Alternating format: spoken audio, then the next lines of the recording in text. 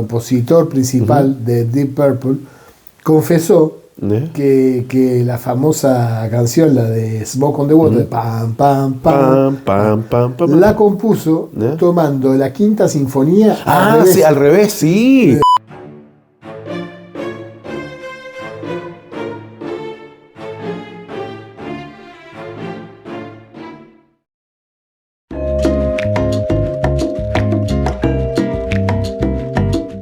Hola, ¿qué tal? Buenas noches. Buenas noches. Buenas noches. Depende de la hora que nos estén viendo. Claro, y depende de dónde se encuentren también. Claro. Les damos la bienvenida con Pablo Araujo acá a otro capítulo de Sobremesa, donde hoy día el capítulo tiene un nombre que podría ser un poco conflictivo, porque le pusimos Maldita Música, Maldita compadre. Música. Pero no es que no nos guste la música, al contrario. No, al contrario. Pero es como que la música está ahí, siempre permanentemente alrededor de nosotros, algunas veces buenas, otras veces malas, algunas veces inspira buenos sentimientos, otras veces inspira sentimientos oscuros, ¿no es cierto? Y en el fondo la música siempre está presente en nuestras vidas, así que no es que odiemos la música, pero es como algo así como un maldito amor, la maldita música. Correcto, sí. Bueno, muchísimas gracias por esta nueva invitación. Yo me siento siempre un diletante, un polizón en la nave del conocimiento, de que le da ganas. Suma con una elocuencia y un montón de datos, y yo me siento de atrevido, de uruguayo atrevido. Mira, que eres mentiroso, Araujo. No, si los uruguayos somos así, tenemos humildad, pero es una humildad, digamos, justificada. Y como usted dice, claro, la música, tanto Einstein ya decía de la música que desconfía de las personas que no les gusta la música, que son pocas, pero las hay. No sé si es muy extremo su afirmación, pero podría ser. ¿Sabe qué? Usted me encantó porque dijo maldita música, que usted le puso, y tiene mucho sentido porque había un filósofo que me tocó tocar, que era Julien Benda, pestes de la música, un filósofo del siglo XIX, francés, pero muy importante, y acusaba un poco a la música, es que entorpecía su tarea intelectual, lo descentraba del pensamiento, como que la razón se evadía con la música, en el sentido de que, y él lo llamaba la música como la religión de los sentimientos. ¿Me explico? ¿Por qué? Porque, claro, para el ejercicio de estar reflexionando y analizando, la música proveía de unas emociones que de repente, sin querer, teñían, digamos, lo que uno está... Es verdad que cuando uno escucha algo que realmente te conmueve, te conmueve, y uno mira a través de ese cristal. Sí. Pero ¿sabes qué? Eso me recuerda un poco a lo que hablábamos en el capítulo pasado, ¿no? Cuando conversábamos sobre el nombre de la rosa, de Humberto Eco, de Juan de Burgos, que en el fondo... Claro, que era Borges. Claro, que era Borges, y que en el fondo condenaba la risa. Claro, condenaba la risa por razones relativamente similares a Benda. Entonces, pero ¿sabes qué? Es imposible vivir sin música. Yo me acuerdo de una anécdota. Ustedes saben que Pablo y yo compartimos radio, ¿no? Sí. Pablo tiene otro programa, eso sí, pero en esa época era otro programa que lo hacía con el venerable Sebastián Puga. El doctor Puga. Y un día estaban al aire y yo estaba ahí. Siempre lo llamaban. Y siempre me llamaban por echar Puga. Entonces, Araujo llega, yo entro, estaban al aire con Sebastián. Como que entra el iluminismo. Y me pregunta, profesor, ¿usted sabe quién es Yuya Wang? Y yo, la pianista clásica, le digo yo. Y Pablo como que se para, así como el ademán, dice, pero profesor, ¿cómo usted sabe esas cosas? Claro. Y nos sentamos y estuvimos hablando como 5 o 7 minutos. Me acuerdo como si fuera ahora, y porque le digo además en un momento, y no me diga que también conoce a Katia Buniatishvili. Sí, ¿cómo no conocer a Katita? Perdón, mi moral. Y Puga estaba desfigurado, porque Puga no cachaba nada, güey. Katia Buniatishvili le parecía el nombre de un boniato. Y Sebastián estaba así como mirando, así como... Oiga, pero además que conjuga la china, Yuja, ella además rompe los protocolos porque usa unos vestidos Gucci con minifaldas cortísimos, hace una reverencia, esa reverencia islámica, esa cosa, pero la hace violenta como un latigazo. Y la otra además que, bueno, De hecho, estos son frivolidades, aparte de que ser unas pianistas extraordinarias. Usted me Sí, mostraba además que ella se hizo muy famosa cuando en su apartamento de esos franceses. Cuando gana la Copa del Mundo Francia. Oh, y y toca está tocando. O sea, ella ya era famosa, pero se hizo aún más famosa porque estaba tocando la Marsellesa. La Marsellesa. Y de hecho la estaban grabando unos amigos. Claro. Y de repente, ¿cómo se llama? Y estaba toda inspirada y tocando de pie la Marsellesa. Sí, claro. Pero el tema, y ahí fue cuando. Y por eso también quería hacer este capítulo, era porque me di cuenta que con Pablo teníamos un alma afín en varias cosas, pero entre ellas la música. Claro, bueno. Quería acotar una frivolidad. Katia Bonichashvili salió con Orlando Bloom. ¿En serio? Sí, Saquemos el tejido ya. A ver. Volvió con Orlando Bloom, el actor, el de que Sí, trabajaba en Pirata del Troya, Caribe, ¿no? en Troya, En sí. Troya, en bueno. Kingdom of Sí, Heaven es también. un dato Sí. superficial, pero de repente alguien lo puede acercar gracias a Orlando Bloom a las piezas magníficas que toca eso.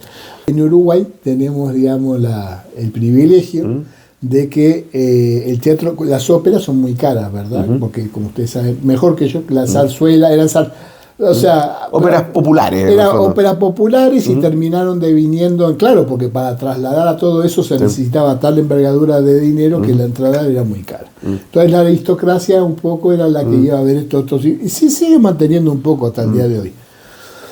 Pero en Uruguay estaban obligadas las empresas que venían con todo a dar una función gratis para todo el mundo. Sí. Pero los precios eran mucho más módicos aquí que al Teatro Municipal, que una vez fui llevé a mi hija cuando tenía 5 años a ver Carmen. Ah, ya. Y nos vestimos para la ocasión y todo. Pero Con punto el en blanco.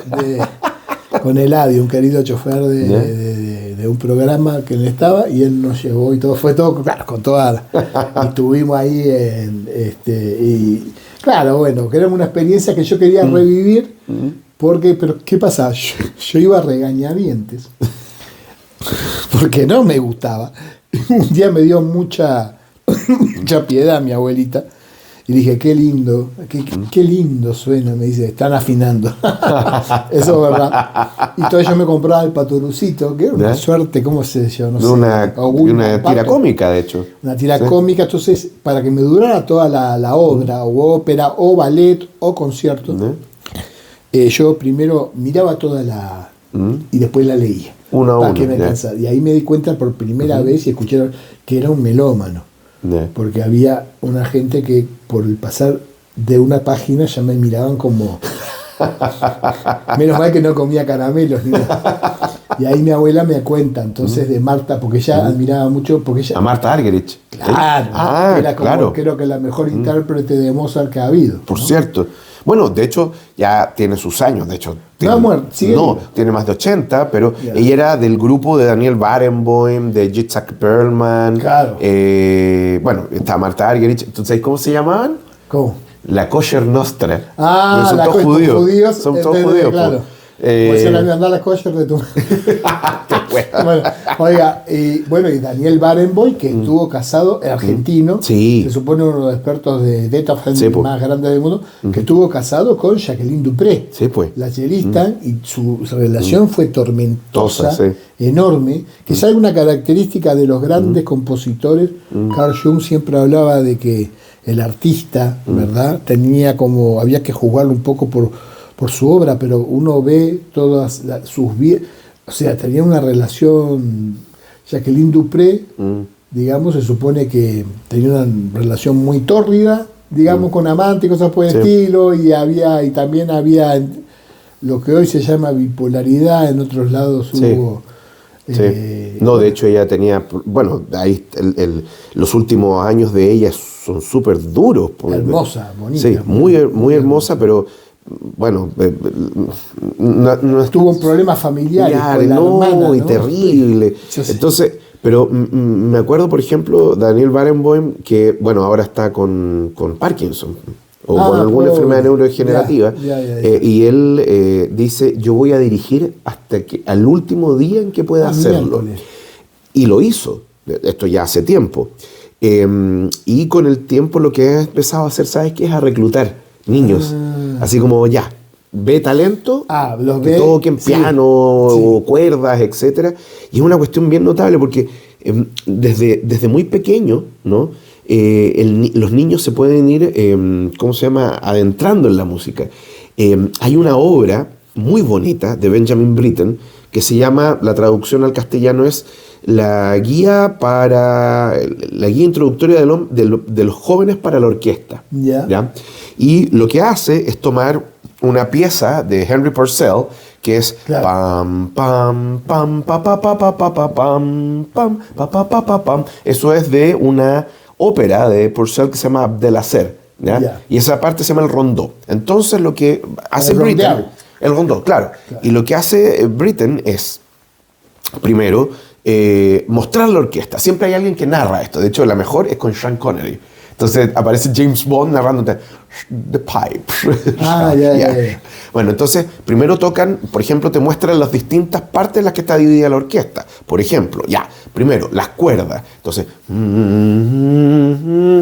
perfecto. Luego los bronces, las maderas, los winds, y después viene la parte donde sale la percusión. Y finalmente el tutti a la orquesta. ¿Ya? Y después van instrumento por instrumento haciéndolo sonar. Pero eso es como una cosa pedagógica. Pedagógica, totalmente. Perfecto. Es una hora chica, debe durar 20 minutos, no más que eso. Sin ir más lejos, yo estuve en una orquesta, digamos. ¿En serio? En 433. No, de John Cage. O sea que es una ópera en silencio. Es una ópera moderna que son 4 minutos 33 de segundos de silencio, sí. Entonces, siempre huevo. Es un chiste muy culto y muy boludo. Pero lo interesante es que según los analistas más modernos dice que la obra que hoy se presenta 433 y se llena. Pero van a escuchar, pero ya, claro, los más puristas y todo hablan de que en el fondo los ruidos que hay en el ambiente, en el coso de que abrió un caramelo, no sé cuánto, la tos, así, son parte de la obra. Pero bueno, son como el que pegó la banana de Catelán. Claro. Que pegó la banana. Ojo que Mauricio Catelán, me salgo un poco para el arte, porque todos se ríen de la banana que pegó en una pared. Sí, con cinta adhesiva, de hecho. Y alguien se la comió después, creo. Se la comieron, ¿eh? La vendió con 40.000 euros. Porque tiene unas obras realmente muy interesantes. Tiene una que es... que son como hiperrealistas, unos muñecos, y era el Papa Juan Pablo II recibiendo un meteorito, o los caballos que cuelga de manera al revés, en vez de la cabeza, el resto del cuerpo de las paredes. Bueno, hay un montón de cosas controvertidas. Tiene un Hitler además en una que estaba en París puesto y todo, pidiendo perdón, arrodillado. Entonces son muy impresionantes. Tuvo un juicio hace poco que fue muy interesante, porque el que hacía las obras físicas, digamos, lo demandó porque quería recibir lo mismo. ¿Me explico? Sí, no quería lo mismo. Estos artistas no hacen nada de lo que está...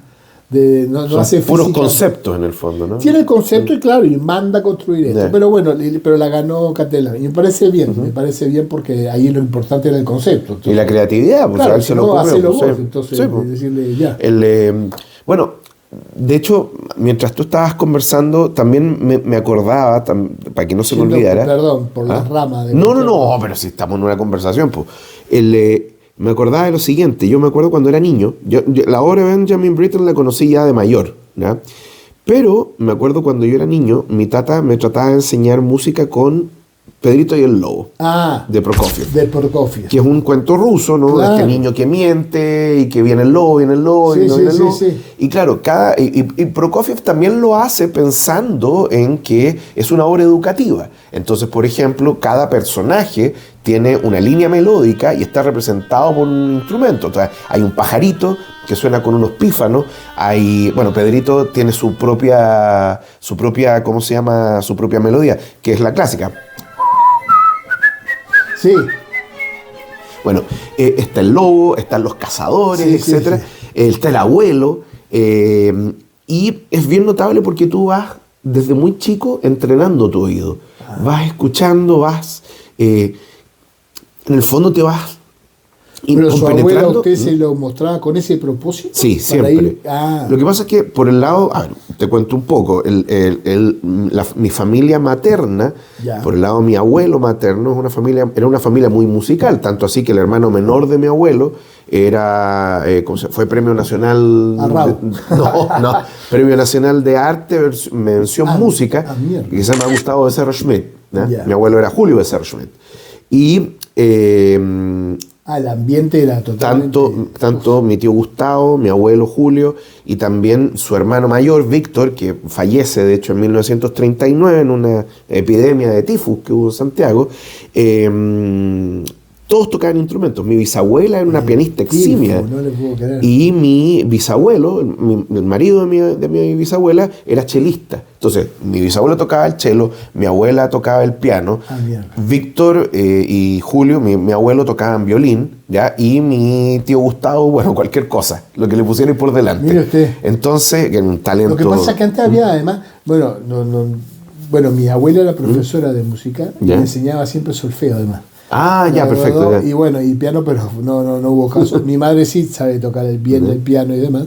Y en las casas, y en la casa de mi abuela paterna y materna, siempre había un piano adentro de las Sí. casas, ¿se acuerdan? Siempre Bueno, había un de hecho, piano. el piano de mi bisabuela era un Tenían blues. la pianola que Claro, el piano sonaba de vertical. noche solo, Sí. a veces. Esa que tenía cuerdas, sí. Esa que sonaba, que era como la inteligencia artificial de la época, era como magia, ¿no? Que era como unos rodetes, Sí, po. que a veces con la humedad y eso, claro, que después la gente pensaba que estaban penando, pero... No, de hecho, mi bisabuela tenía un piano grande, era un piano media cola de mira. concierto, y más encima de una buena marca, era un Blüthner, que mira. es marca alemana así, conocidísima. El Steinway, Claro, pero versión alemana, Ya. ¿no? Y bueno, el piano lo vendieron cuando falleció en el año Claro, 92, así que, pero bueno, es una lata. Pero fíjate también cómo la música te puede apartar de la música. Me explico. Mi tío Gustavo entró al conservatorio, en fin, y todo perfecto. Pero mi abuelo dejó la música por cómo le enseñaron música. Cada vez que se equivocaba, cada vez por le los pegaban sustos. con el arco del violín le pegaban en las manos. Claro, yo tocaba música de oído, nunca usé las manos, pero no, porque me pegaban contra la oreja. Claro, pero qué lástima, claro, ese método, claro, tan estricto, yo tenía también terror de equivocarme, ¿no? Traje, mire, esta maravilla del libro, de Julian Barnes, es uno de los, era mi escritor favorito británico, Puede ser nunca un decepciona, ¿Ya? nunca decepciona.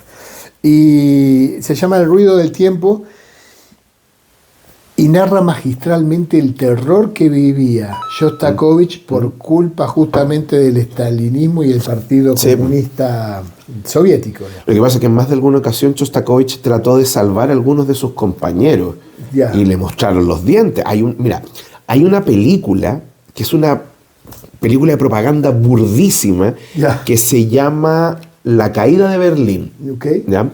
Es una película de Mosfilms, que era el estudio de filmación soviético primordial.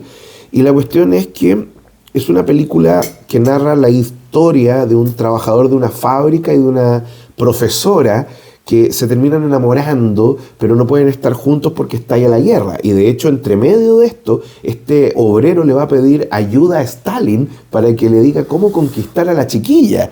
Espérate, ahora, va a ver Stalin también porque le va a entregar un premio, porque ha sido un trabajador que ha superado todas las cuotas de producción, etc. Bueno, esta cuestión, y aquí les cuento la historia final, termina con Stalin llegando el mismo día que los rusos entran en Berlín, cosa que es falso. Claro. ¿Ya? Y donde todos le dicen gracias, porque sin usted no habríamos podido hacer esto. Ya.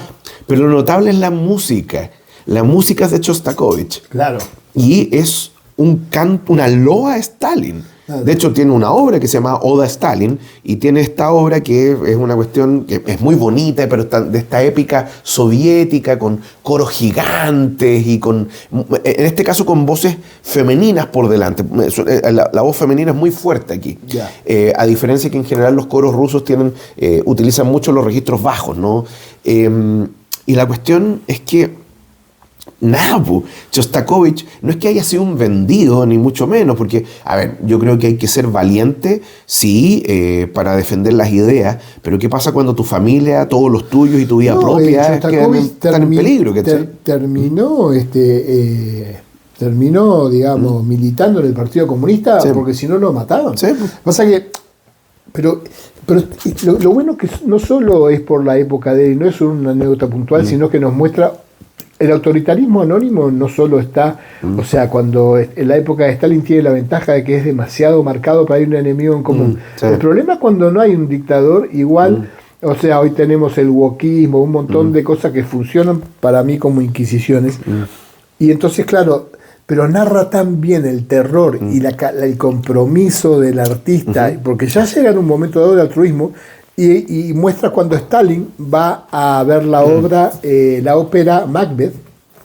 De Mtsensk, Lady Macbeth de Mtsensk. Sí. Y la juzga un disparo. La crítica, primero, no es increíble que la crítica la había lavado.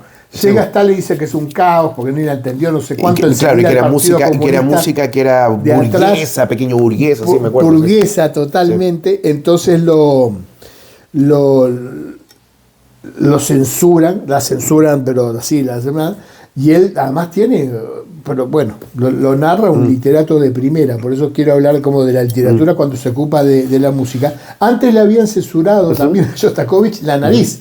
La nariz, es muy buena esa película. Es un cuento, claro, es un cuento de una nariz que se sale, claro, de Nicolás Gogol, sí. Gogol, que está muy bueno porque además tiene mucha ironía. Bueno, de la nariz se ha hablado mucho, porque hay muchos que dicen que Gogol quiso reivindicar el sentido del olfato en una época donde el campo visual, digamos, y el auditivo habían dominado todo, pero no, va mucho más allá porque es muy cómico, surrealista el cuento, porque la es una nariz que cobra vida. La encuentra un barbero en un punk, la nariz, pero la nariz cobra vida y obtiene un cargo mayor que yo me acuerdo de haber visto, porque aparecía un señor vestido de nariz. Claro. Recuerdo, la nariz, y estaba con sombrero y copa y bastón, entonces era muy chistoso. Y Shostakovich, claro, cuando también se la censuraron, pero ahí había, claro, una razón totalmente política, y usted lo sabe mejor que yo, porque Pedro el Grande había hablado de los rangos nuevos, porque le daba a los funcionarios públicos la posibilidad de ascender socialmente, de aumentar su estatus. Entonces eso era algo que rompía la dictadura del proletariado y todo el asunto, pero es un cuento surrealista tremendo. Porque a mí, ¿sabes qué? Mira, le traía una curiosidad que después su hermosa en todo sentido esposa lo va a poner para que escuchemos, porque hay un ruso que no es tan conocido, que es Danil Karms. Ya no lo conozco. Un escritor absurdo, desopilante, hilarante. Pues estamos hablando del año 1930, por ahí, no ubico mucho la fecha. Pero tiene cosas súper interesantes porque también era músico. Entonces mezclaba poesía, ¿verdad? Con una poesía absurda, con una música absurda, pero para el año era realmente un experimento. Y esto, mire, que vamos a escuchar un pedacito ahora. A ver.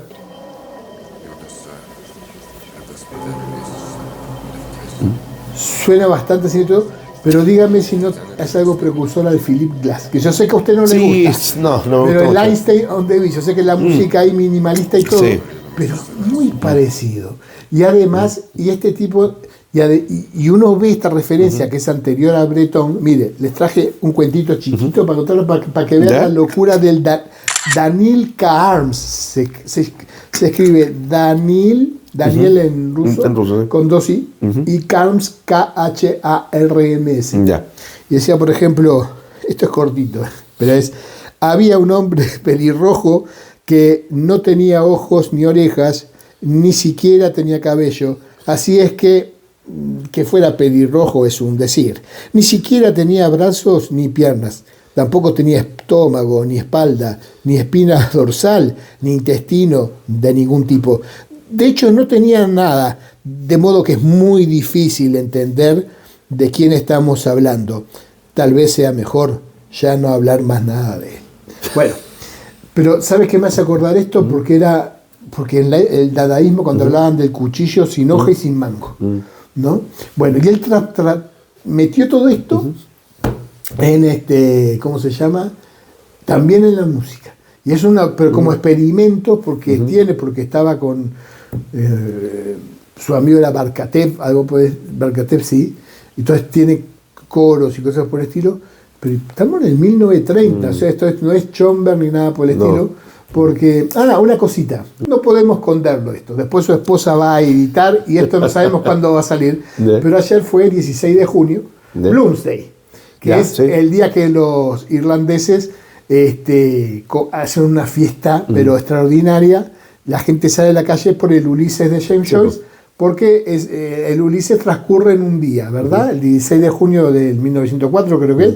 Entonces el señor Bloom, que la historia del señor Bloom en todo ese día, la novela quizás más importante del siglo XX, y dice el Bloomsday, todo el mundo sale y ayer en la estación Baquedano, que me pareció maravilloso como experiencia de marketing positivo, el embajador de Irlanda fue con 1000 libros de autores irlandeses para regalar por el Bloomsday. Hermosísimo. Qué bonito. Sí, así no se difundió tanto. Yo no pude ir lamentablemente, pero estuvo. Pero qué genial idea. Sí. ¿Verdad? Para un país como Irlanda, tan rico actualmente, por además, porque hay un montón de empresas que no pagan impuestos, ahí van país. Y 1000 libros no es nada. Y porque no solo el Patrick's Day, St. Patrick's Day, sino que el Bloomsday, y ayer justamente el 16 de junio, pero qué lindo instaurar eso. Sí. Y en Dublín la gente sale vestida sale vestida de época y sale con poleras afines, un montón de merchandising que era muy bonito. Oye, volviendo un poco a lo que contáis de Shostakovich, me hiciste recordar este libro, que es de Orlando Figues, que se llama Los que susurran. Es la represión en la Rusia de Stalin. En el fondo es un libro sobre la vida privada en la Rusia de Stalin. Los libros todos son de 2000 páginas, no hay libros... Todos los libros de historia son gruesos. Qué lindo. Mira, te voy a leer, dice, de todos los periodos oscuros de la historia rusa, sin duda uno de los más negros corresponde a la era de Stalin. A los millones de muertos provocados por el hambre y la guerra hay que sumarles al menos otros tantos que perecieron a manos de la brutal maquinaria represiva soviética. Unas víctimas silenciadas e ignoradas hasta hace muy poco. En esta nueva obra, Orlando Figues, que ya no es tan nueva, por si acaso este libro me lo compré el 2010, o sea, ya tiene 15 años, pero es un excelente libro. ¿Y el de la tapa es Stalin con el hermanito? No, son la foto de unos niños que vivían en lo que se llama la Casa del Terraplén. La Casa del Terraplén era un tremendo edificio que estaba construido al lado del Moscova, cerca del Kremlin, donde vivían todos los jerarcas del partido, que no vivían en el Kremlin. El sadismo de Stalin. Contaron que tenía un cuadro detrás de él, una foto grande, y a medida que iba matando, asesinando a sus enemigos, pero a sus colaboradores también los iba sacando por montaje, por el Photoshop. Bueno, ¿cómo se llama? Es clásico la foto donde está junto con Yagoda, Yeshov, que le decían el enano, porque era muy bajo, que era el comisario de la NKVD. Entonces, y de repente una foto típica donde lo borran. Entonces, lo borraban con montaje a todos sus enemigos. Bueno, y en el fondo, como te decía, este libro trata sobre la vida privada de la gente que vivía en la Unión Soviética. Dice, Figues ilumina como nunca antes en una sociedad en que la desconfianza, el miedo, los dilemas morales y la traición estaban a la orden del día. ¿Cachai? Entonces, incluso cuando tú tenías ideas, ¿no? Artísticas que eran demasiado vanguardistas o que quebraban el orden establecido, te iban preso. Bueno, en el mejor de los casos. Si era las purgas, ¿verdad? Todas las purgas, el sadismo de este tipo, y además a la poesía la consideraba, la poesía la hacen los ingenieros del alma. Imagínense como que, en cierta manera, no por ser maniqueísta, pero un ingeniero sería como el opuesto, o sea, no por estudiar ingeniería, pero ingenieros del alma suena como... Pero fíjate el tema del control, porque si bien se seguían escuchando obras clásicas, hubo muchas obras que fueron maquilladas. Por ejemplo, había muchas obras de Tchaikovsky que tenían como leitmotiv el himno imperial ruso. Ya. Entonces se lo cambian por otra melodía porque melodías prohibidas. O también el caso de Shostakovich. Lady Macbeth de Mezensky es una ópera que en el fondo es condenada porque no solamente porque Stalin no lo entendía, sino porque en el fondo iba contra los directrices del partido, que la música tenía que ser evocadora de grandes alturas morales que representaban la superioridad del comunismo. Yeah. Y por otro lado, que fueran fáciles de entender. Entonces, cuando tú tenías muchas disonancias, por ejemplo, lo que tú decías de Arnold Schoenberg, por ejemplo, Alban Berg, en fin, incluso el mismo Stravinsky, que tiene una historia bien chistosa, porque cuando se estrena El pájaro de fuego, sí, en 1913... Yo la fui a ver con mi abuela. ¿Sí? Sí, que el pájaro de fuego era... estaba vestido de rojo, me acuerdo. No, perdón, me equivoqué, no es el pájaro de fuego. Sí, que está vestido de rojo, no, es la consagración de la primavera. Que en 1913 la estrenan, y la cuestión es que no me acuerdo si es al medio de la obra o al final, la gente se empezó a parar y se empezaron a pelear, y esto terminó en un pugilato. Ahí en la platea. Se empezaron a dar ahí mismo. Porque había gente que defendía la obra, porque la consagración de la primavera es una obra muy estridente. Ahora, sí, el público entonces era mucho más culto que ahora, ¿o no? Porque era la música que había, además. Claro, pero incluso en esta época todavía existen, igual que hoy día, la distinción entre música clásica, que en el fondo clásica significa que nunca pasa de moda, eso, y lo que llamamos música popular, que es una música de consumo. Pero incluso hoy por hoy hay música popular de esta época. Te invento, no sé, Swing, Swing, Swing de Benny Goodman, ¿no? Que es una gran obra de los años 30, que hoy día es un clásico también. Ya, claro, también es un clásico. ¿Sí? Bueno, y lo que el otro día, hablando de eso, el grupo, ¿cómo se llama? El que hizo Smoke on the Water. Deep Purple. Deep Purple. No sé si lo vio, pero el bajista, el compositor principal de Deep Purple, confesó que la famosa canción, la de Smoke on the Water, pam, pam, pam, la compuso tomando la quinta sinfonía al revés, sí. Sí, me acuerdo. Y hizo al revés, pam, pam, pam. La hizo al revés, y así fue.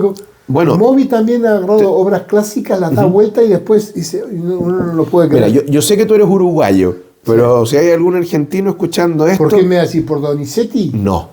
Más terrible. Esto les va a doler. Carlos Gardel un día llama a su agente, ¿ya? Y dice que estaba buscando una melodía, en fin, porque tenía un tango que era Por una cabeza. Por una cabeza. Mi abuelo estuvo cuando estrenó Por una cabeza.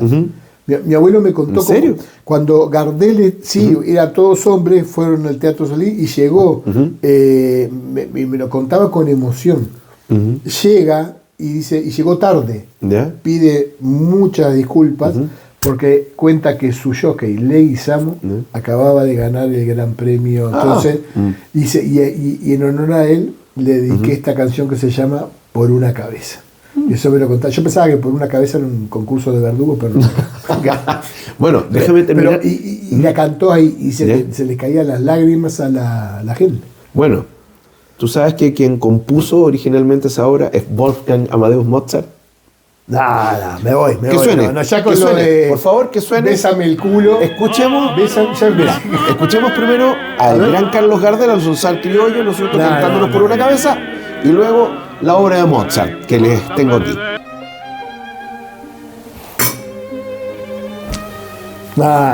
Es idéntica. La historia... El capítulo pasado habló del Bésame el culo. No, yo pensé que Mozart. Viejo, lo que pasó fue que Gardel... mira, esto me recuerda un poco a Volver al Futuro, cuando estaba tocando Michael J. Fox, porque el guitarrista se había roto la mano, y de repente llama por teléfono a Chuck Berry. Hola, Chuck, soy yo, tu primo. Mira, ¿te acuerdas que estaba buscando un sonido? Escucha. Cuando en Volver al Futuro. En Volver al Futuro. Entonces, que lo que pasó fue lo siguiente. El Gardel llama a su agente y le dice, por fin encontré la melodía para el tango. y le pone la obra de Mozart. Esta. O sea, Evidentemente modificada, en fin, pero los acordes son los mismos. Oye, qué dato ¿entiendes? impresionante. Esto si están escuchando en Uruguay y en Argentina, se van a... Qué terrible. Porque a mí me sorprendió, pero usted ya lo sabía, porque también le dije a usted qué es lo que no sabe, profesor. Pero Alberto Mayol, ¿Ya? que suena raro, ahora me doy cuenta que suena raro Mayol. Alberto Mayol, no sé Mayol. cómo se llama, Alberto Mayol me dice, bueno, tú sabías que el himno, había 3 himnos, una ópera de Donizetti que creo que es Lucrecia Borgia, Que respecto al himno de Chile. tiene 3 himnos y uno es el uruguayo. Sí. Miren, vamos a escuchar un pedacito Oriental es la patria de de la la ópera tumba. de Donizetti, ¿Ya? del himno chileno. Ya. Ahí la tengo, Yo- la tengo ubicada en el coso. Sí, Ahí, ¿eh? dale. Ya, se parece, pero... Pero y ahora vamos a escuchar el himno uruguayo, ustedes no tienen la Ya, referencia. sí. Pero también está después el himno uruguayo. Ya. Escuchemos.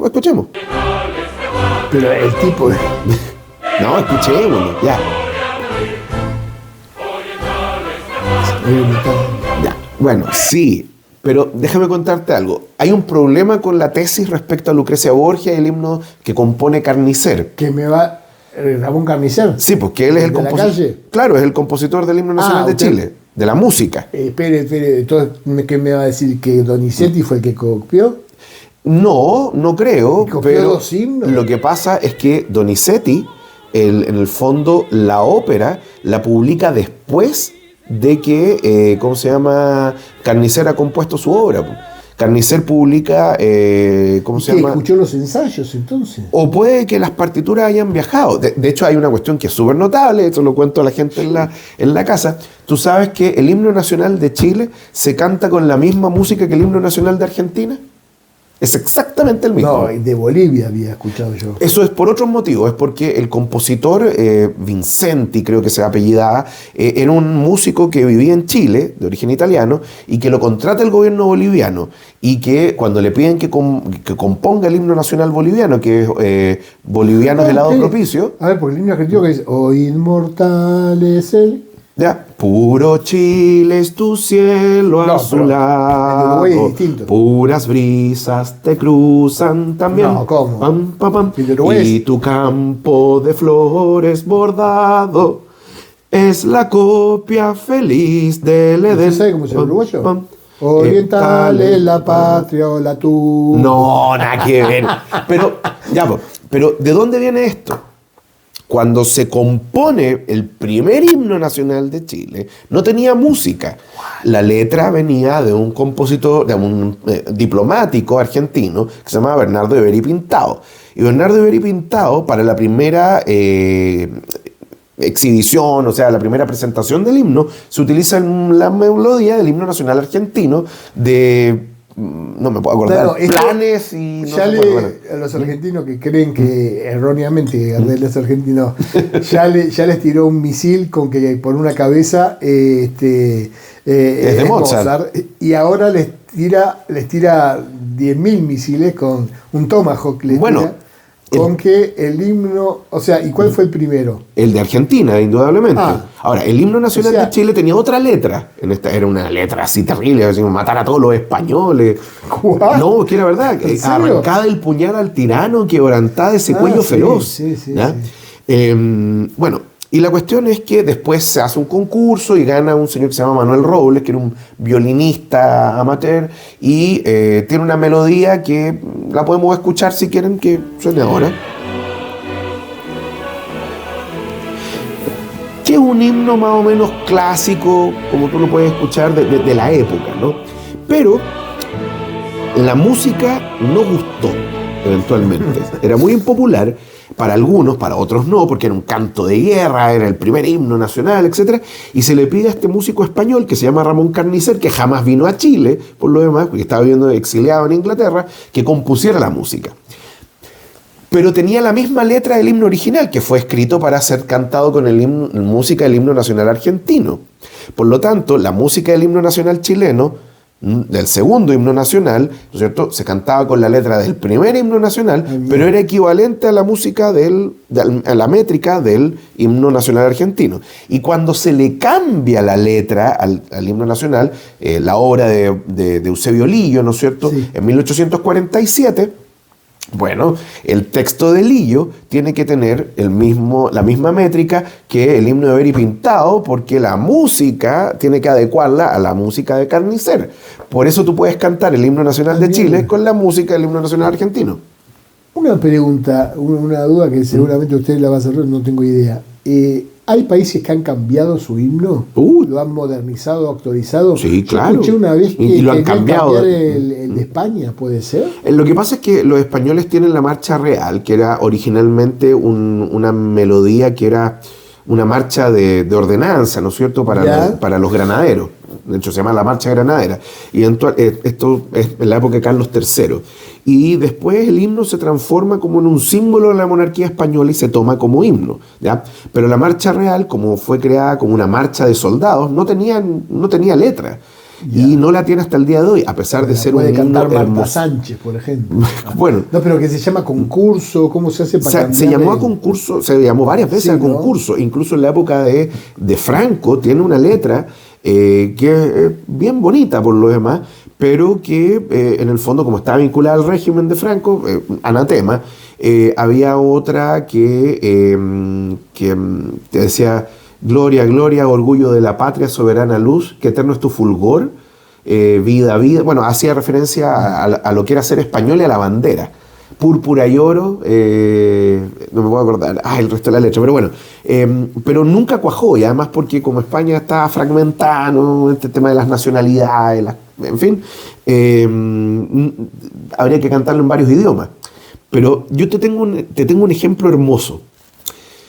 Cuando se acaba el apartheid en Sudáfrica, una de las primeras cosas que hace el gobierno de Mandela es darle un nuevo himno a Sudáfrica. Yeah. Pero la idea era, en el fondo, que fuera algo que uniera, no que dividiera. No era una cuestión así como de eliminar a los africanos, ¿no?, al afrikaner, no. Entonces lo que hace Mandela, manda a componer un himno que además se toca primero en clave de fa y luego en clave de sol, en llave de sol y llave de fa. Yeah. Entonces, primero suena una melodía muy bonita que se llama Dios bendiga África.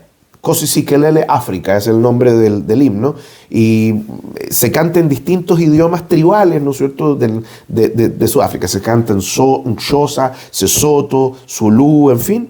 Y de repente, cuando cambia a la otra melodía, suena el antiguo himno de Sudáfrica en la época del apartheid, que es en Afrikaans, que se llamaba el llamado de Sudáfrica, ¿ya? Y finalmente el himno termina con la traducción al inglés de parte del himno de Sudáfrica en los años del apartheid, ¿me entendí? Entonces, lo que hacen es esta mezcla que es épica, es hermoso el himno, o al menos a mí me gusta, me conmueve mucho, porque más encima la letra parte con Dios bendiga África, Kosisikelele África, libéranos de todos los males, acerca a tu pueblo, en fin, son cosas muy, muy evocativas de reconciliación y de paz, ¿me entiendes? Y que en el fondo esa era la idea que tenía Mandela durante su gobierno. Y se sigue... sigue existiendo hasta el día de hoy. Ya. Es muy bonito. Y bueno, hay un montón de países que han cambiado su himno. Alemania sigue con la misma melodía, pero le cambiaron la letra. Austria, de hecho... curiosamente, el himno nacional de Austria es de Mozart. Yeah. Y utiliza la misma melodía que el himno de la masonería. O al revés. Bueno, el himno de la masonería, claro, toma el himno austriaco. ¿Crees que algún día en Chile se cambia el himno también? No, lo veo muy difícil. Muy difícil, muy tremendo. Es que además, mira, a mí me ha pasado que de repente a mí me gusta ir al Te Deum ecuménico en la catedral. ¿Sí? Es un momento que a mí me gusta vivir. He ido con la Fernanda, he llevado amigos, y siempre que puedo llevar un extranjero lo llevo. Ya vamos para el próximo. ¿Cuándo es? El 18 de septiembre. Sí. Claro.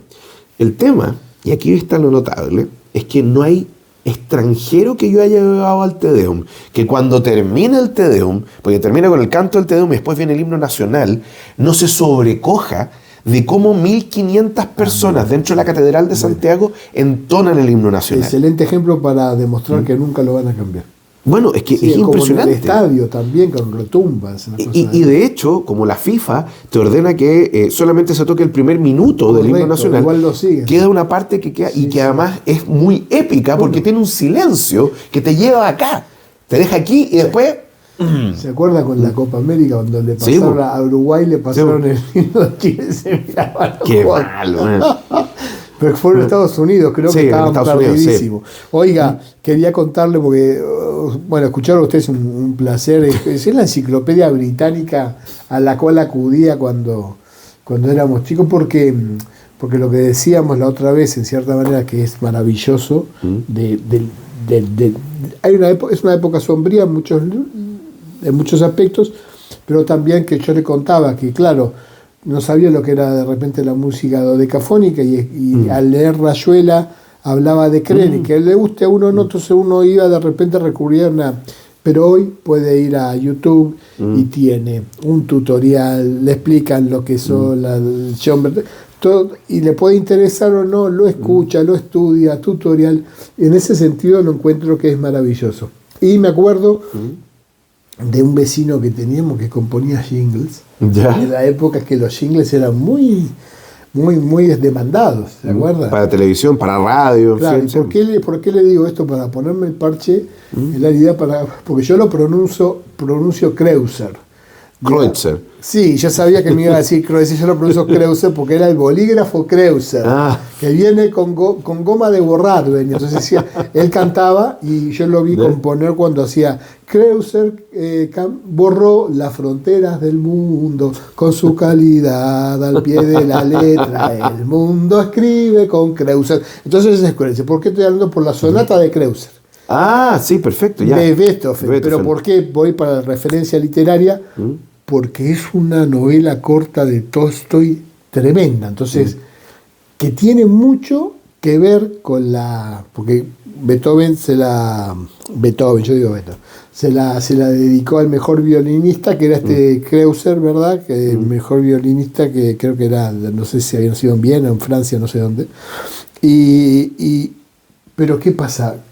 Tolstoy sufrió unos celos en vida propia terribles porque su esposa estaba bastante atraída por un compositor de música y él sus demonios los canaliza en esta novela corta, pero es tremenda porque la mata. ¿Y por qué se llama la sonata de? Porque la esposa empieza a ir a clases de violín con este hombre atractivo, que además era especialista en la sonata entonces de ahí sale y bueno, y el desenlace es terrible. O sea, digamos, de autores porque el drama permite todo, la comedia no tanto, la comedia es la comedia, el drama sí, pero exorcizaba, como el ejemplo más claro del poeta Rilke, ¿verdad? Alemán, cuando le decía, pues tenía, su psicoanalista era Freud. Entonces el poeta Rilke tenía Freud de psicoanalista, qué lujo, ¿no? Y un día dijo, no quiero venir más porque no quiero que exorcice mis demonios. Porque él creía, y es algo que se extiende hasta el día de hoy de muchos artistas, escritores, que piensan que si se curan, por decir de alguna manera psíquicamente de lo que tienen, va a repercutir sin que nada lo claro, en su creatividad. En su creatividad. Sí. O sea, va a ser un unipolar. El unipolar como que... Qué terrible que tenga que la creatividad esté de alguna manera mezclada con estas maldiciones, ¿no? Para la música, para el... por ejemplo, no sé, a ver... Es que antes estaba también, usted me decía la otra vez, la demencia de la sífilis, ¿verdad? Sí, que era muy extendida. Sí. Pero leyendo un poco por arriba, no domino, pero creo que igual Tchaikovsky era solitario, había muchas enfermedades mentales. No, Tchaikovsky tenía otro tema. Tchaikovsky tenía, era un homosexual reprimido, ¿no? Okay. Bueno, reprimido socialmente, pero era relativamente activo en su orientación sexual, y eso le generaba una especie como de divorcio mental de lo que era y lo que aparentaba y lo que era. Época, claro. Pero, por ejemplo, así como... Bueno, el mismo Beethoven era una persona extremadamente amargada y mentalmente en los últimos años muy inestable por la sordera, o sea, es uno de los grandes compositores y pierde la audición. Beethoven utilizaba unas varillas de metal para sentir las vibraciones del ¿cómo se llama?, del piano en el que tocaba, para sentir la nota. Miércoles. Hay momentos, de hecho hay una escena muy terrible que él compone una melodía que se llama La Gran Fuga, y cuando tú la escuchas perfectamente tú podrías decir, esto fue compuesto en el siglo XX, así a principios del siglo XX. Esto es Schoenberg, Berg, Ligeti. Más radical. Entonces, un gallo peleado con la armonía casi. Y de hecho, Pero era por la deficiencia esa. No, estaba experimentando. Estaba experimentando. O sea, la sordera lo hizo. Y la cuestión es que uno de los mecenas de Beethoven, que era un Habsburgo, era un arzobispo, de hecho, de la familia imperial, se levanta y le dice a Beethoven, usted está más sordo de lo que yo pensaba. Miércoles. ¿Cachai? En la época de los mecenas, que es extraordinaria, porque para los poetas, usted sabe que en la época de Enrique los poetas, los buenos poetas eran millonarios. Claro. Pero porque los mecenas los ponían en palacios y demás y se consideraba un arte... Sí. Pero, ¿y sabes qué? Me hiciste recordar algo, por algo que tú habías mencionado, que tú dijiste, bueno, hoy día tenemos YouTube, hoy día tenemos distintas cosas. Mira qué difícil era escuchar música en el siglo XIV, en el siglo XIII. Claro, exacto. Eso estaba reservado para los ricos, totalmente. O sea, para los reyes, etcétera. Y en el mejor de los casos, si había algún campesino que había aprendido a tocar algún tipo de instrumento, usualmente instrumentos baratos, como un tipo de flauta, etc., era fantástico. Pero realmente tener acceso, por ejemplo, a tener lo que va a ser después, a partir del siglo XVII, XVIII, un violín, ponte tú, o cualquier otro instrumento, eso estaba reservado para los ricos en general. Sí.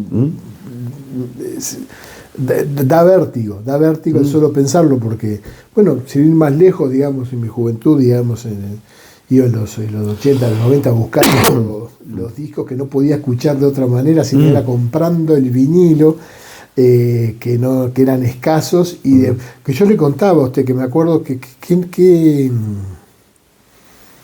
es que yo, por ejemplo, uno leía en el diario cuando había muy buenos críticos literarios y hablaban de tal obra, ¿verdad? Entonces, por ejemplo, Dos extraños en un tren.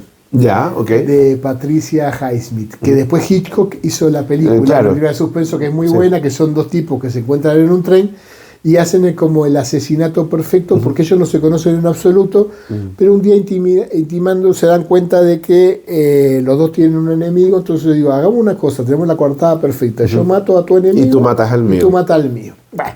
No voy a hablar. Pero lo interesante de la novela de Patricia Highsmith, que superaba a la película era entretenimiento, excelente, todo lo demás, era la que Patricia Highsmith cómo escudriñaba en los perfiles humanos, cómo ahondaba en la naturaleza humana con una prosa exquisita, y detallaba, digamos, situaciones de la vida cotidiana de una elocuencia, y eso que da hasta vergüenza por si uno se reconoce en ciertas cosas. Y yo dije, quiero leer esto. Pero cuando leo esa crítica de Jorge Abondanza, me acuerdo del uruguayo, el libro no había llegado, no estaba traducido, y no estaba en las librerías uruguayas, y se demoró 10 años. ¿Me explico? Por lo que usted decía, y hoy en día un PDF y ya está ahí, si uno no se lo compra o si no se lo compra, ¿verdad? Pero digo, ojo, legalizado por universidad, y tiene las 840 páginas del libro ahí al instante, lo cual, paradójicamente, a veces esa abundancia, no sé si no le resta, yo buscando como loco, si tiene un ojo llorón. Me trafiqué. Mire lo que traía acá, mire qué bonito, mire qué lindo este libro. Esto es Bajo el sol. Bajo la red, de Iris Murdoch. Hay una película con Kate Winslet que hace de ella, porque cuando lamentablemente murió de Alzheimer y todo lo demás, pero en su juventud y todo, una escritora que siempre recomiendo, y tengo un libro en Uruguay que es El mar, el mar. No conozco a nadie que haya leído El mar, y no hasta cambia de vida. No, eso es una exageración, pero si quieren leer algo, El mar, que está muy escaso acá en Oiga, mire lo que quería mostrarle a usted. Esto para mí, de Ionesco, los diarios de Eugenito Ionesco, de uno de los autores del absurdo. Exactamente, con la cantante calva. Pero este libro tiene la Biblioteca Uruguaya, la Biblioteca Nacional, estaba a 2 cuadras de casa. Pero ¿por qué cuento esto? No por la autorreferencia, sino por el amor a los libros. Y yo iba, tenía 10 años. Y me acuerdo que es tan chico Uruguay, que el bibliotecario era un viejito que también era jardinero en casa a veces. Un jardinero, pues no es que tuviera un jardinero así. Y me dice, ¿cómo estás, Marito? Dice, yo buscando afanosamente. Y ya, bueno, uno de niño había leído a Julio Verne, toda esa literatura, como decía Borges, no debería haber literatura infantil. Entonces le digo... ¡Qué terrible! Ya. Entonces le digo... Dice, no, quiero leer, porque me acordé de un tío, quiero leer algo que me rompa el melón. O sea, como algo que me rompa la cabeza. De 10 años. Dice, bueno, me dice, no leas nada de esas. Y me da para leer, y lo encontré después de 50.000 años. Este no es el de la biblioteca, los diarios de Eugenio Ionesco. Y abro, y lo primero que leo es, si no me suicido, es por temor al segundo nacimiento. Dije, no, esto es maravilloso. ¿Qué libro me recomiendas? Yo tengo, a ver, primero... este era maravilloso. Voy a seguir con Figue, 8 ladrillos más. Quizá una de las mejores cosas que se ha escrito sobre la Revolución Rusa. Un librazo. Ahí está lo de la hambruna de la harina, que van a una isla, me acuerdo, y que una de las hambrunas tan espantosas de Stalin, me acuerdo que lo único que había era harina, y la comían así porque no tenían ni cómo... No, esto es peor, esto es antes. De hecho, en algún momento, durante la Guerra Civil Rusa, porque esto va de 1891 a 1924, ¿no? Cuando ve la Revolución Rusa, uno piensa, las 3 revoluciones, 1905, 17 y 18. Pero en realidad Figues hace un arco mucho más grande desde 1891 hasta el final de la Guerra Civil Rusa. O sea, con los zares todavía. Claro, y hasta 1924. Y hay unas partes que son brutales porque en el fondo esta gente desciende del canibalismo. Claro. Así que la Revolución Rusa, Orlando Figes, ese es un libro muy Orlando bueno. Figes, ¿de dónde es? Es inglés de padres portugueses. Bueno, y les tengo este otro libro, es una primicia, todavía no se lanza. De hecho es mañana, hoy día 17 de junio, esto se lanza mañana. Se llama Un mundo en guerra, de Alberto Rojas Moscoso. En el fondo es un análisis sobre los distintos conflictos que están latentes y otros que están en caliente hoy día. Se llaman Los conflictos que amenazan la estabilidad internacional.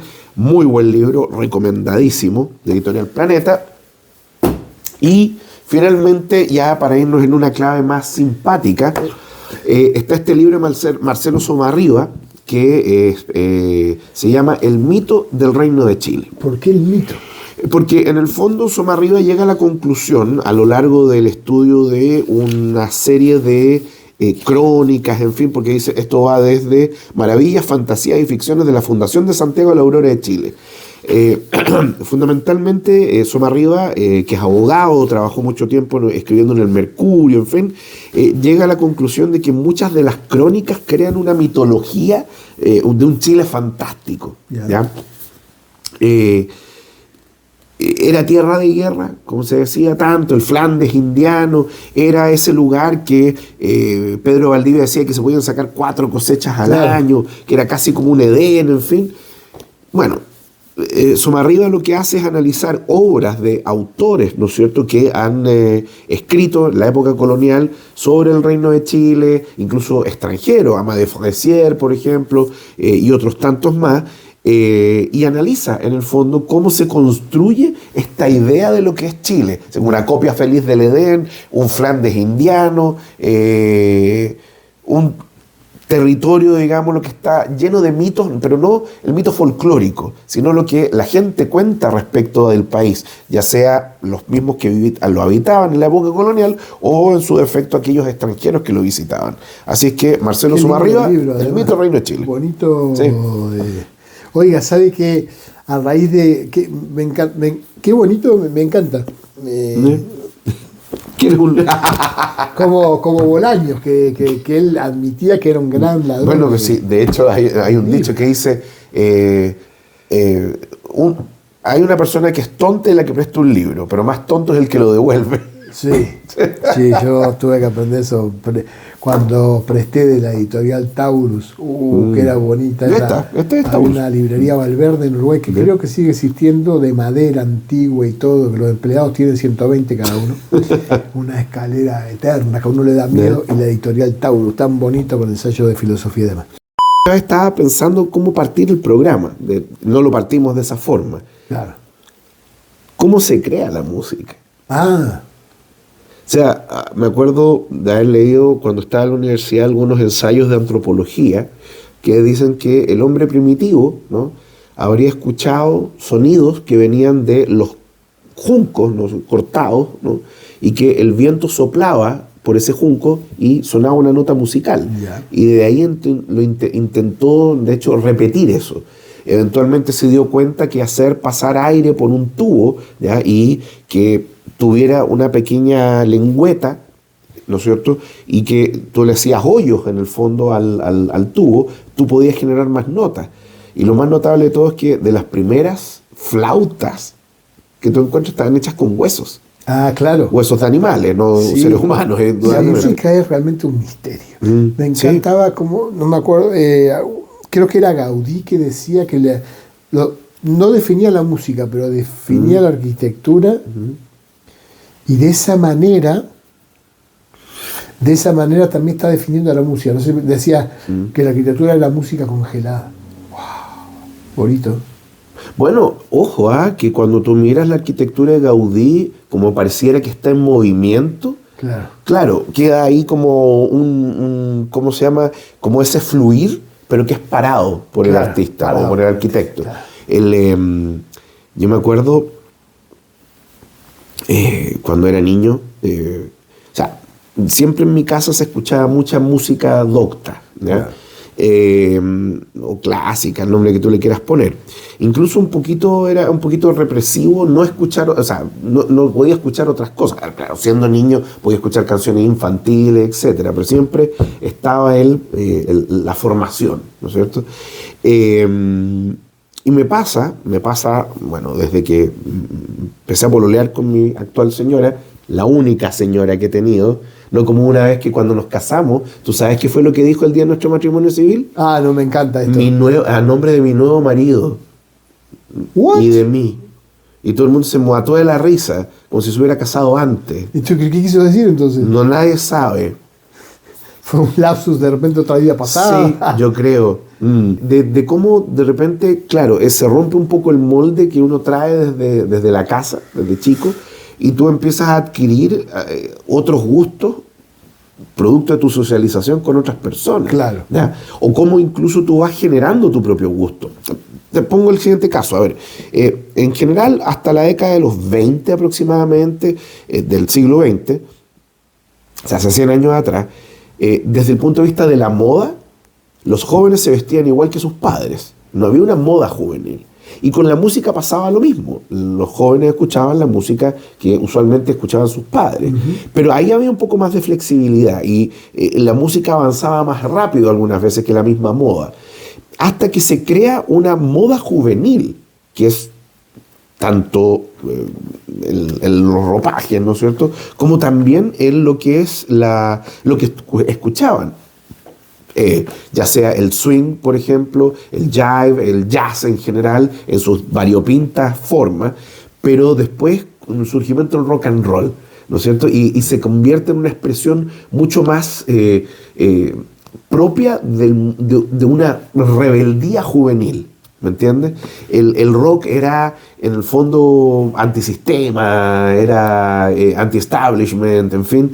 No era así como... Ahora, a mí debo confesar que nunca hubo algo porque me acuerdo de esos momentos que me suscitara una emoción tan hermosa como cuando escuché por primera vez Ticket to Ride. Me acuerdo de ese momento que estaba en la radio y dijo, y ahora los Beatles de Ticket to Ride, era muy chico, y escucho Ticket to Ride y fue como wow. Y después, ya en el 80, cuando escuché por primera vez el disco 4 de Led Zeppelin, y Black Dog. Y lo pongo en un cassette y que había conseguido el cassette de cromo importado. Entonces lo pongo y fue como que, wow. Fue como... ¿Te puedo hacer una confesión? Sí. A mí nunca, jamás me ha pasado eso con música popular. Ya. Probablemente por su educación docta, ya. Pero, ponte tú, una de mis obras favoritas es, además porque después estudié la obra. Hay una obra de un compositor italiano que se llama Ottorino Respighi. Yeah. Y Ottorino Respighi tiene una cuestión que se llama así como el ciclo romano, ¿no? Están las fuentes de Roma, los pinos de Roma y el festival romano, ¿no es cierto? Esas son las obras. Y en los pinos de Roma, la última melodía se llama Los pinos de la Vía Apia. ¿Ya? Respighi la hace así. Primero, esta obra, para que suene exactamente como el autor la creó, tú necesitas un órgano de tubos. Y tienes que tocar, claro, y tienes que tocar una nota bajísima. ¿Por qué? Porque la idea es que el suelo tiemble con el sonido del... pero suena muy... La música parte con un clarinete, ¿no? Muy hipnótico, casi como de una serpiente, así como estos encantadores de serpiente, porque lo que está evocando es como un mundo brumoso, ¿ya? Por donde hay una vía romana, que es la vía Apia, que es la carretera que conectaba Roma con el sur, claro. ¿ya? De donde venían las tropas victoriosas de África, de Grecia, etc. Y el asunto es que te va presentando de a poco el tema, porque lo que tú estás viendo es una legión romana, el fantasma de una legión romana. Pero esa información, ¿quién se la proveía a usted para usted? Es que ese es el tema, tú te lo imaginas. Pero se lo imagina, pero ¿cómo relacionaba la música con...? Pasa, a mí me pasaba nomás, pues, bueno... Pero tenía el conocimiento, alguien claro, a los 14 años había visto Ben Hur y entendía la música, en fin, por ponerte un ejemplo.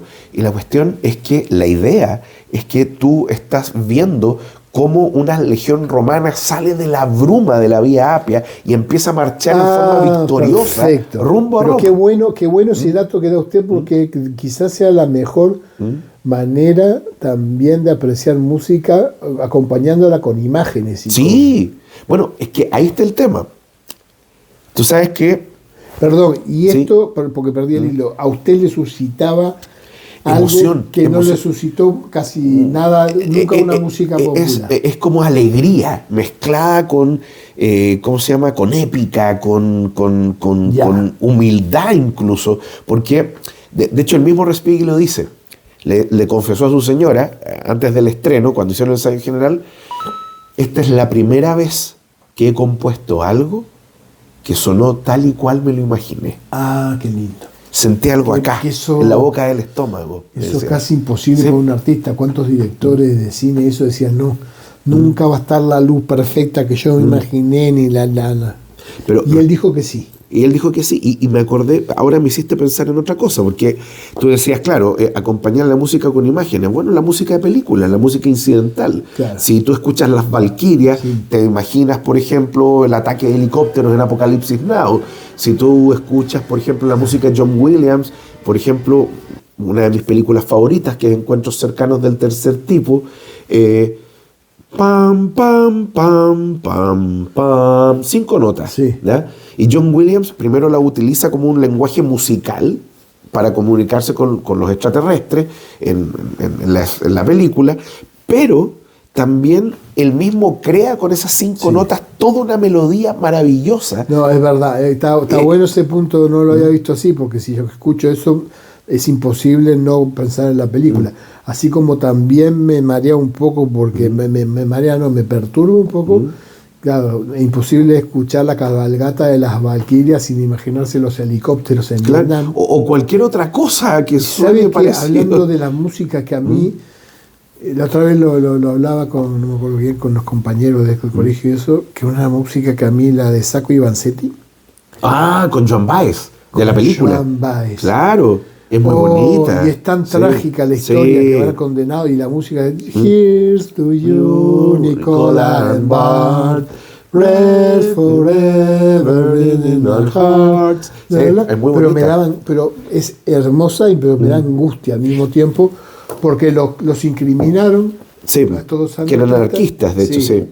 Pero te duplico la apuesta, también con Joan Baez. Ya. Hay una película que se llama To Kill a Priest, donde actúa Christopher Lambert. Sí, y actúa Ed famosa. Harris, que es que se daba con otros nombres, se daba como matar, el claro. pájaro canta hasta No, esa era esa es otra. sí. Estás en el nombre del... No era el nombre del padre. No, el nombre del pero, padre bueno, era no la importa. irlandesa con... ¿Cómo se llama? Daniel Day-Lewis. Sí. Bueno, el tema es que esta es la vida real de un sacerdote que se llama Jerzy Popieluszko, que lo manda a hacer desaparecer la inteligencia de la Polonia comunista. Pero lo bonito es la música de la película al final, donde canta Joan Baez, que se llama, dice algo así, Father, can you hear the tolling of the bells? O sea, puedes escuchar el tañer de las campanas. Sí. Ellas son el eco de miles de voces, Claro. de mil de tus hijos. Qué lindo. Que te desean bien. ¿Ya? Pero lo notable es que esa música, esa melodía es una canción de protesta, porque habla de solidarity of hearts, es solidarnos, que está hablando de solidaridad, ¿no es cierto? El sindicato por Lech Walesa, etc. Entonces, de hecho, hay una parte donde habla de la Madonna Negra, ¿no? De la Virgen Negra Czestochowa, en el fondo. En el fondo es... y termina, de hecho, diciendo, termina con el Padre Nuestro, de hecho, diciendo, bueno, en el fondo, perdónanos, o sea, perdona a los que nos ofenden, como así también, o sea, perdónanos a nosotros como también nosotros perdonamos a los que nos ofenden, en inglés, evidentemente, y es súper poderoso porque hay una escena de la película cuando están rezando por el alma de Popieluszko, ¿no? O sea, que ya lo habían asesinado. Que ya lo habían asesinado, lo tiran a un río, de hecho, después de haberlo golpeado, y están en una vigilia. Entonces están rezando el Padre Nuestro. Y dice, y perdona nuestras ofensas como también nosotros perdonamos a los que nos ofenden. Y la gente se queda callada. Y la persona que estaba dirigiendo la misa dice, vuelve a repetir, perdona nuestras ofensas como también nosotros perdonamos a los que nos ofenden. Y el público ahí contesta. El público quería venganza, no quería perdón. Entonces ahí querían omitir porque no querían perdonar a los verdugos. Esa es la cuestión. Entonces ahí hay una potencia que tú logras, como tú bien decías, entre imagen y música. Qué lindo. Mira, mi señora se ríe algunas veces se conmueve también, porque yo soy de llanto extremadamente fácil con determinadas melodías. Yo también. ¿Cachai? Película, una canción, es una estupidez esto que te voy a decir, pero una canción que me cuesta cantarla. Bueno, yo estuve en coro durante 7 años en la parroquia donde yo iba, ¿no es cierto? Es la canción del tamborillero. Particularmente porque hay una parte donde a mí me conmueve mucho, porque está el niño con el tambor, ¿no es cierto?, tocándole, y le dice, ¿cómo termina? Y cuando yo estaba tocando a sus pies, me sonrió. El niño le sonrió. Y con eso se daba por pagado el tamborillero, no importaba que tuviera frío, que tuviera hambre, etc. Dios lo miró y le sonrió. Entonces, por algún motivo, y ahora me pasa en estos momentos, que me conmueve profundamente esa escena, a pesar de que es una canción, es un villancico, Navidad. O me ha pasado me pasa, por ejemplo, con la lista Schindler. Hay una obra que la compone John Williams, gran dupla. Ahí tenemos Williams nuestra diferencia. No, dije con John Williams. No, pero eso va para John Williams. Escúchame. Dejémosla ahí. Y la ejecución es de Yitzhak Perlman, uno de los grandes violinistas vivos. Primero, Perlman hace cantar el violín. Tú sabes que el violín tiene uno de los registros más parecidos a la voz humana. Claro. ¿Ya? Y suena como si fuera una voz. Como una voz al final de la película, cuando va esta procesión de personas que son los descendientes de los judíos que salva Oskar Schindler, y le van dejando, como dicta la tradición judía, en el cementerio católico de Jerusalén, le van dejando una piedrita en la tumba. ¿Ya? Y la escena final, que es un plano abierto, ¿ya? Es la sombra de Liam Neeson dejando unas rosas, ¿ya? Y suenan las últimas notas, ¿ya? Pa, na, na, na, na, y que eso es como una redonda, ¿no? 4 tiempos, incluso quizá un poquito más, ¿no? Y es una nota larguísima, pero al mismo tiempo sobrecogedora. Yeah. ¿Ya? Ahora, tú tienes que escuchar a Perlman. Pueden que hayan otros violinistas que lo toquen igual, parecido, pero esa versión es... Una vez la Fernanda me llevó... Voy a poner oído a raíz de este comentario. Bueno, una vez la Fernanda me compró para un regalo de cumpleaños ir a ¿cómo se llama? A un concierto que hace el Municipal de Música, John Williams, etc. Y tocaron esa melodía. Y yo no pude contener el llanto, o sea, me corrían las lágrimas en el fondo, porque ¿cómo te puede generar la música? John Williams y el Tiburón también, ¿o no? Sí, también. Te puede generar una reacción emocional así de profunda, incluso de alegría, de pena, donde se mezclan las emociones. Y ahí hay un tema, creo que tú lo dijiste al inicio, que la música tiene esa capacidad, ¿no?, de generar una respuesta somática en el individuo. Totalmente. Y es una cuestión súper potente, porque... De hecho, incluso, el otro día veía en un late, fue un científico, entonces le decía algo para aumentar la serotonina que no sea una pastilla, sí, ya sé. y decía... La música. De hecho... o la dopamina, no sé, pero en todo caso era alguna hormona de esas que nos hace... Pero que te sube el ánimo. La felicidad, Sí. y el ánimo. Pero incluso hay melodías que son tristes que te pueden subir También. el ánimo, ¿ya? O que te evocan, o que te permiten hasta cierto punto hacer una catarsis y después como que botas da ganas de probar la patita, de saltar, de bailar. Y otras también que a mí me evocan recuerdos, que si ese recuerdo es bueno y está acompañado, esto es más de canto popular, pero yo me acuerdo de la primera vez que escuché, que me encantó, Los Momentos de Eduardo Gatti.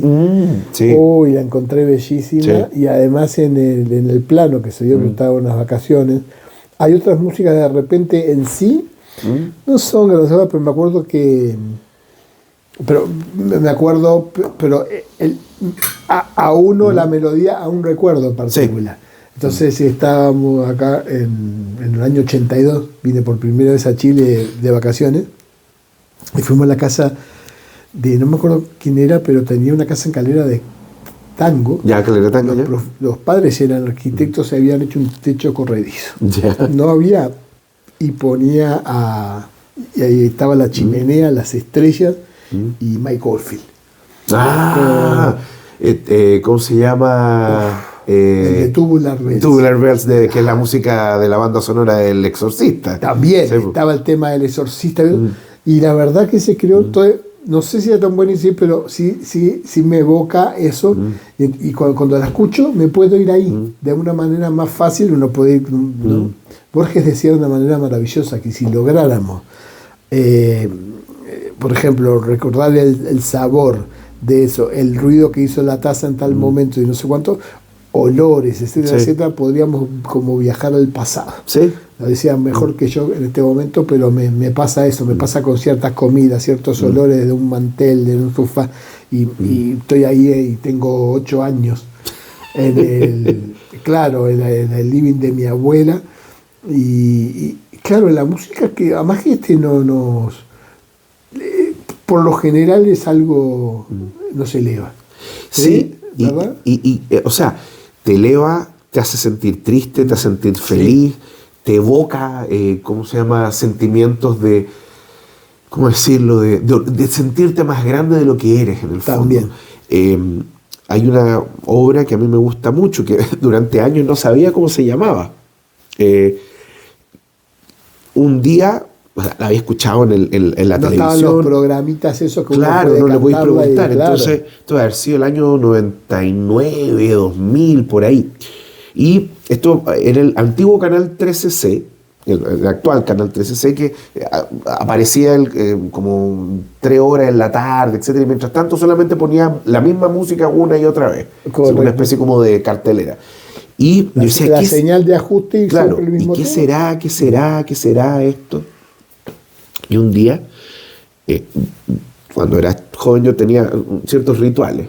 Me iba a acostar, ponía la radio El Conquistador, y en la noche que sigue estando, transmitía música clásica. Okay. No fue en la Beethoven, esto fue en El Conquistador, que había muchas radios que tenían tandas, por ejemplo, la Radio Universidad de Santiago, la Radio Andrés Bello, que ya no existe, la Radio San Cristóbal, FM también, y evidentemente la Beethoven, y El Conquistador tenía música clásica, y la Universidad de Chile, la Radio Universidad de Chile también tenía unos conciertos fantásticos, más todavía por la orquesta de la universidad. Y qué lindo es el ritual de la radio, sí, ¿no? Y ponía la radio y me ponía a leer. Y de repente empiezan a hablar así como ya... Esa vez llegué tarde porque partía a las 10:30, o sea, a las 10. Y yo recién la aprendí a las 10:30, no me acuerdo por qué me acosté más tarde. Y estaban tocando la melodía esa que yo había escuchado y que no sabía cómo se llamaba. Y solamente estaban tocando eso. Se llama Júpiter, el que trae la alegría, de Gustav Holst. Ah, pero Júpiter no era de Mozart. No, la Sinfonía Júpiter. Ah, la Sinfonía Júpiter. Sinfonía, que Mozart nunca le puso así. Yeah. Esos son ¿sí? Es la posteridad la que le puso Júpiter. Se llamaba Sinfonía de esa. Claro. ¿No? ¿Cómo se llamaba? No, era la Sinfonía 41 o 42. ¿Y por qué le ponen Júpiter? Por el dios. Claro, por eso. No, y lo que yo te estoy mencionando es otro, que es una suite sinfónica que se llama Los Planetas, de Gustav Holst, que tiene una melodía fantástica. Holst era un admirador de Wagner, ¿ya? Pero la música de Holst no suena wagneriana. O sea, tiene el uso de las cuerdas es muy wagneriano. wagneriano. Se casó con la hija de Liszt. De Liszt, Cosima von Bülow. Sí, pero... La Cosima. Pero tú cachai que Wagner y Liszt eran mejores amigos, po. O sea, se casó con la hija del mejor amigo, ¿no? Muy bueno. Que además, bueno, ya, en fin, eso ya, no, volvamos a las planetas. Y es una melodía tan hermosa, tan evocativa, güey. Na, na, na, na, na, na, na, na, ya sé cuál es. Y ¿sabes qué? Cada vez que la escucho, me da la impresión... ¿No hay una película que la tiene? ¿No? Perfectamente. No me acuerdo de alguna, pero la otra vez estábamos con la Fernanda y nuestro hijo viendo Bluey. Los perritos. Los perritos. Sí. Y la cuestión es que Bingo, creo que es la hermana chica de Bluey, no podía dormir sola, ¿ya? Entonces tiene un sueño. Y es un sueño donde está con Suavecito, su conejo, ¿ya? Ya. Y de hecho a mí me emocionó mucho porque estaba escuchando Los Planetas y Júpiter de Gustav Holst, que era parte de la música que sonaba. La niña, la perrita y estaba escuchando eso mientras se imaginaba a ella andando por el sistema solar con el conejito. Y era una cuestión, y ¿sabes qué? Es una tontera lo que me emocionó. ¿Por qué? Es que vi a Gustav Holst en los créditos. Ah, mierda. Entonces fue como... O sea, no, sí, creo que es una serie australiana que es muy recomendable. Es muy buena, ¿no? muy buena, muy didáctica. Creo que son dos niñas, no son... Son dos perritas, sí. Dos perritas, sí. creo. Y que tiene un padre que es un santo. Claro. El perro. Creo que eso es, claro. Oiga, y qué lindo. ¿Sabe qué? Un tema que a mí me hace llorar y que me evoca una emoción y me hace bien. ¿Ya? Sí. Que me hace como bien. Que te purga. Y si lo escucho, termino lagrimiendo. Que es de Barry White. ¿Ya? Pero no es, pero que se llama Love Theme, tema de amor. ¿Ya? Barry White no sabía música, no sabía componer ni nada, pero se le ocurre un día esta y le pone una voz y después se da cuenta y dice, no, la voz la arruina. Y es melódica. ¿Ya? Y es tan hermosa, se llama tema de amor. Pam, pam, pam, pam, pam, pam, pam, pam. Ah, sí, lo ubico ya.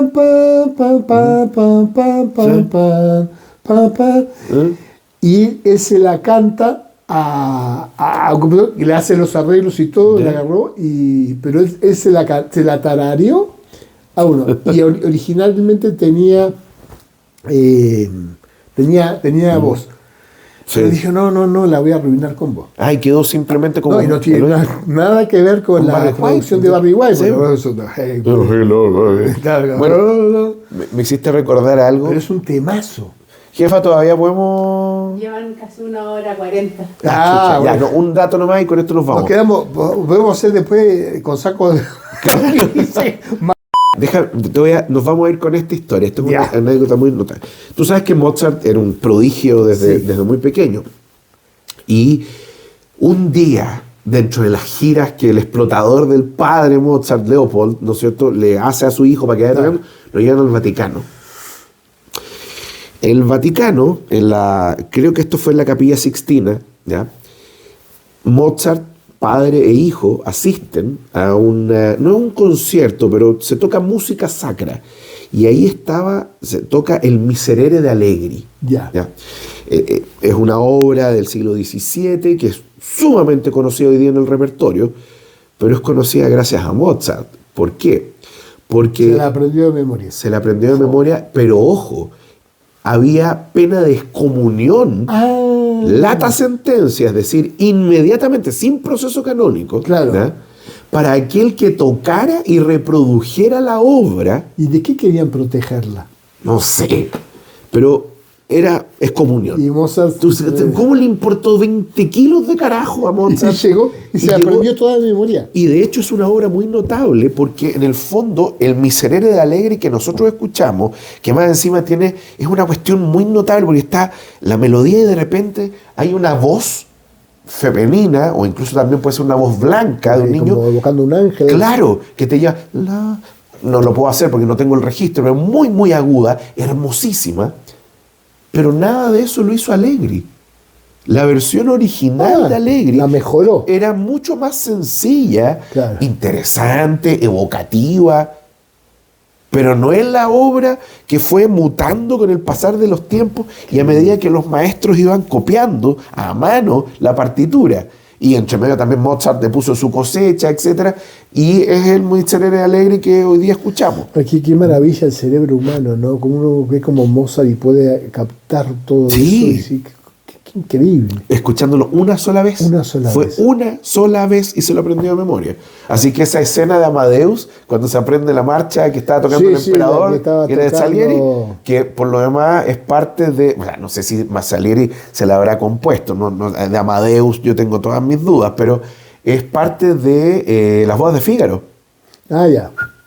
Y parte del himno Paraguay. No, Mozart, Sí, va a ser una pastelería. De hecho, digamos. la melodía es...